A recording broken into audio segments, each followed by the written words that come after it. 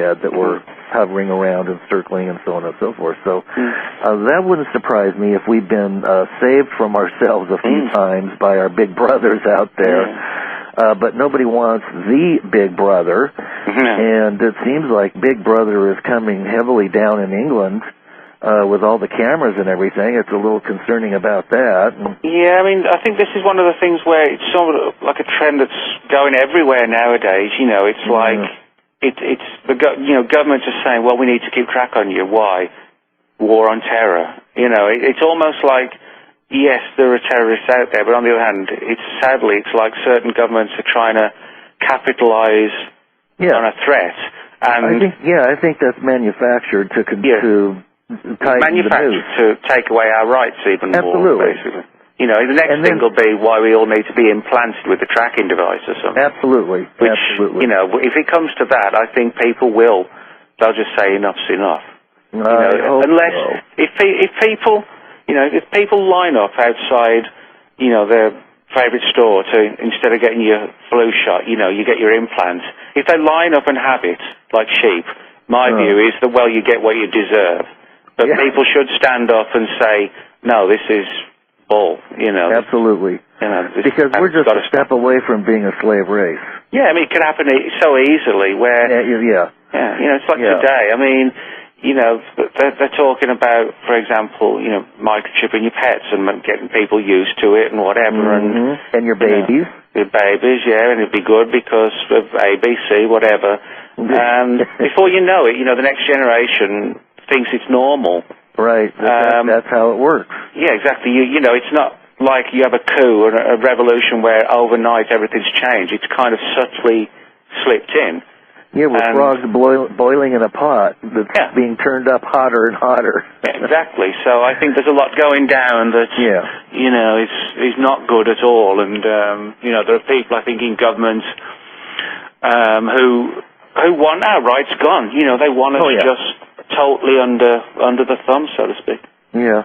Well, a lot of people have been talking about the chemtrail phenomenon recently. And, you know, I've been made aware of that for some time, but it was just the last few years that I've been seeing it going on so heavily in my own area. And we can't get any answers about that either. No, there's lots of stuff like that, you know. I mean, people talk about these different viruses that keep surfacing, you know. Is there some sort of manufactured thing going on, you know? It's just it's become a very weird world in the last sort of 15 years or so. Now, what about I should ask you, since you've investigated various things in Scotland and vampires and werewolves, what about the cattle mutilations? Has there been any resolution on those? Not really. I mean, you know, they still go on. Certainly, they were definitely at their height in sort of the mid to late 70s. There's no doubt about that.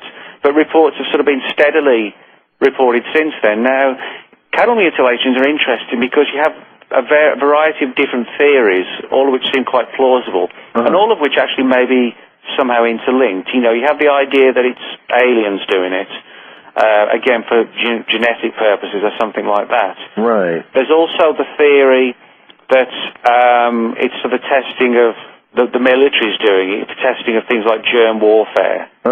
And there are also stories, quite disturbing stories, that there's another arm of the government looking into it because they're worried that within the cattle herd, the U.S. cattle herd, that there are emerging viruses which could actually enter into the food chain. Things like mad cow disease, but, you know, in the human version, but that could be far more lethal.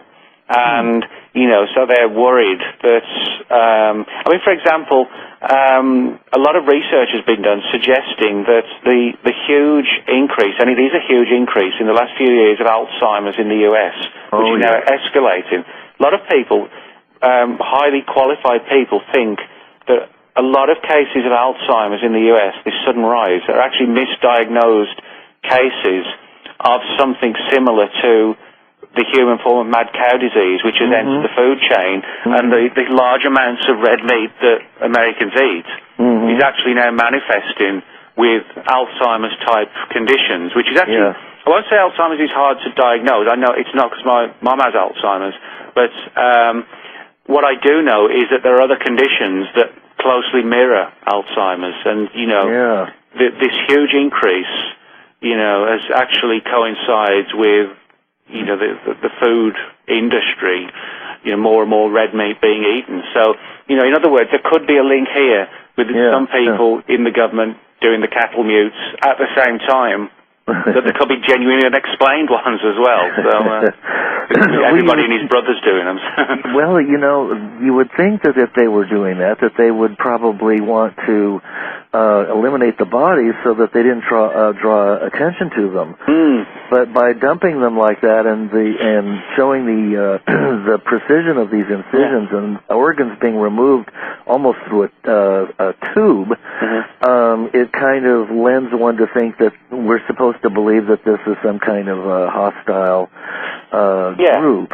Yeah, I think the thing more than anything else, with the crop circles is that, with cattle mutilations, is it seems that they want the cows to be found. You're quite right.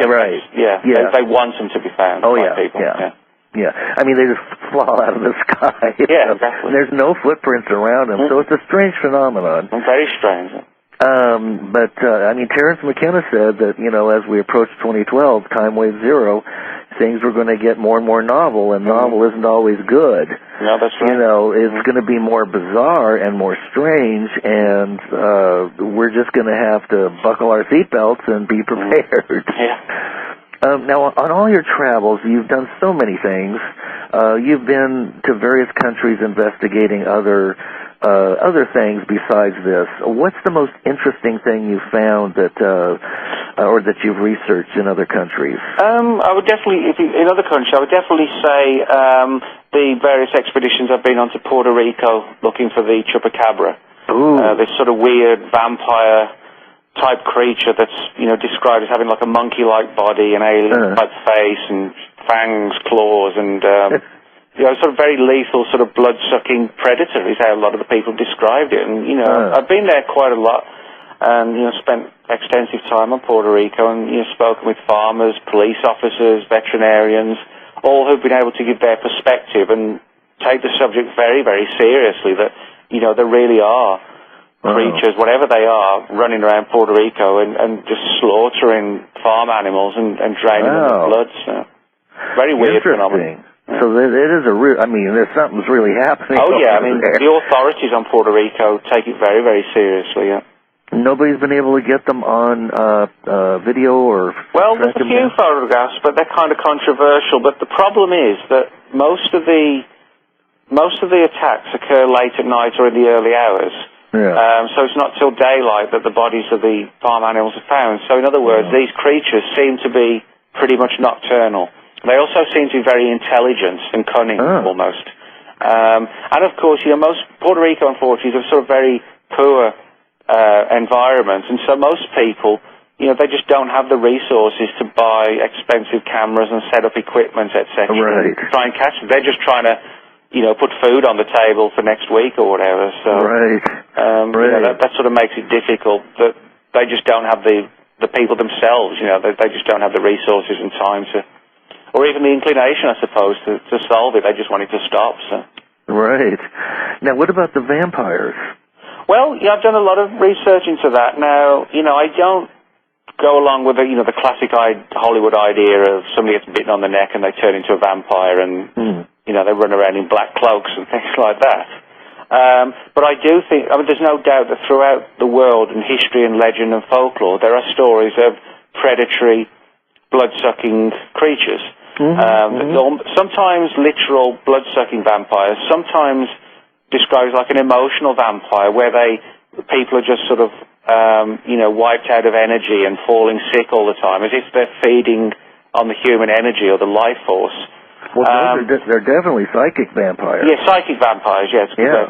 And I think, no question about it. Yeah, and I think a lot of these legends and stories stem from there's some sort of negative paranormal phenomenon that feeds, whether psychically or physically, on us, and it's led to a lot of these legends of today's vampires, sort of the Bela Lugosi type thing in the 30s, or, some sort of hot babe running around in sort of black and, biting people on the neck or whatever today, which is far more entertaining. But it absolutely is. It's much more melodramatic. Yeah, exactly. But whether But I think, joking aside, I think a lot of these legends, these today's tales, have like a foothold in some very real events in the past where, there were vampire-type beings amongst us. Yeah, I agree with you. I agree with you totally. And, well, even if you go back to the idea of the pictures of Satan, and the horns and the scales, well, it's conceivable that they could have been seeing reptilian forms that were showing themselves. I know David Icke seems to believe that that's the case, that they're able to shapeshift and so on and so forth. So there's a lot of mysteries that are unexplained. Fortunately, we don't have the answers, so there's lots of room for investigation out there, folks. That's right. If you want to go out and start digging. Before we come to the end, a couple of things. What would you like to leave the listeners with as far as something from your book or your experience that would be interesting? Well, people always say to me, what do you think's going on and how do we get the answers? I always say to people, several things. One is, based on my investigations, the whole range of weird phenomena that, the media and the skeptics dismiss are real. Whether it's weird creatures like Bigfoot, UFOs, psychic phenomena. When you cut through the hoaxes and the misidentifications, there are real phenomena. And I would also always say to people, if you've got an interest and you want to do research, don't be put off by people who, complain or say it's all nonsense. Just believe in yourself and go out there and do the investigations and always listen to witness testimony, because it doesn't matter who writes a book or who makes a movie or whatever. The most important people are the witnesses, because without the witnesses, we don't have anything. So, we always need to appreciate the people who've seen these things and willing to talk about their experiences and encourage them to come forward if they can. Yes, absolutely. You've been absolutely wonderful, and I know that people will want to know how to reach you and how to buy your book, Contactees. What's your website? Website's nickredfern.com, which is NICKREDFERN, and I do a lot of blogging. I've got various blogs on a whole range of subjects, and they're all linked at the website where I do all the latest news and reviews of the different blogs and things like that. Oh, good. And people can contact me at the website as well. Wonderful. I loved your book, like I said, and thanks. It's filled in so many blanks, and it's well written, and it's a fascinating story. And like I said, I was not clued in with all the early ones, but I do remember my parents talking about Adamski and other people, and this really just created a foundation for me now to look upon, to see where this came from, and it's definitely evolving.